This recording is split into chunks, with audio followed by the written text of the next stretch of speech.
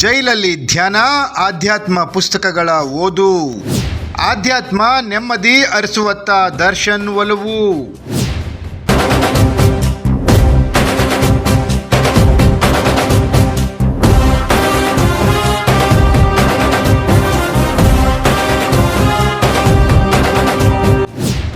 ರೇಣುಕಾಸ್ವಾಮಿ ಕೊಲೆ ಪ್ರಕರಣದಲ್ಲಿ ನಟ ದರ್ಶನ್ ಜೈಲಲ್ಲಿ ದಿನ ಕಳೆಯುತ್ತಿದ್ದಾರೆ.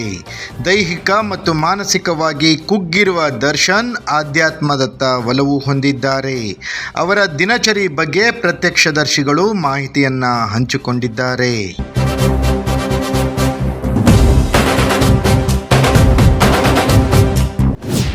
ಕೊಲೆ ಕೇಸಲ್ಲಿ ಪರಪ್ಪನ ಅಗ್ರಹಾರ ಜೈಲು ಸೇರಿರೋ ದರ್ಶನ್ ದಿನಚರಿ ಬಗ್ಗೆ ಪ್ರತ್ಯಕ್ಷದರ್ಶಿಗಳು ಹೇಳಿರುವಂತೆ ದರ್ಶನ್ಗೆ ಚಾಪೆಯೇ ಹಾಸಿಗೆಯಾಗಿದೆ. ಕಂಬಳಿ ಹೊದ್ದು ನಿದ್ರೆ ಮಾಡ್ತಾರೆ.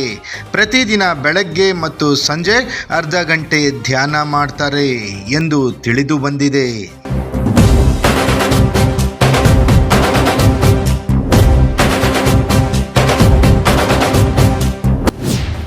ಬೆಳಗ್ಗೆ 6 ಗಂಟೆಯಿಂದ 7 ಗಂಟೆ ತನಕ ದರ್ಶನ್ ವಾಕಿಂಗ್ ಮಾಡ್ತಾರೆ.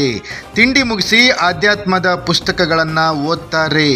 ಬರೋಬ್ಬರಿ 16 ಪುಸ್ತಕಗಳನ್ನು ಜೊತೆಗೆ ಇಟ್ಟುಕೊಂಡಿದ್ದಾರೆ ಎನ್ನಲಾಗಿದೆ. ಅವುಗಳಲ್ಲಿ ಬಹುತೇಕ ಆಧ್ಯಾತ್ಮಿಕ ಪುಸ್ತಕಗಳೇ ಎನ್ನುವುದು ವಿಶೇಷ. ಸ್ವಾಮಿ ವಿವೇಕಾನಂದ, ರಾಮಕೃಷ್ಣ ಪರಮಹಂಸ, ಭಗವದ್ಗೀತೆ ಸಂಬಂಧಿಸಿದ ಪುಸ್ತಕ ಓದುತ್ತಿದ್ದಾರೆ. ಯಾವುದೇ ಸಿಬ್ಬಂದಿಯ ಜೊತೆಗೂ ದರ್ಶನ್ ಹೆಚ್ಚು ಮಾತನಾಡುತ್ತಿಲ್ಲ ಎಂದು ಜೈಲು ಸಿಬ್ಬಂದಿ ಮಾಹಿತಿ ನೀಡಿದ್ದಾರೆ.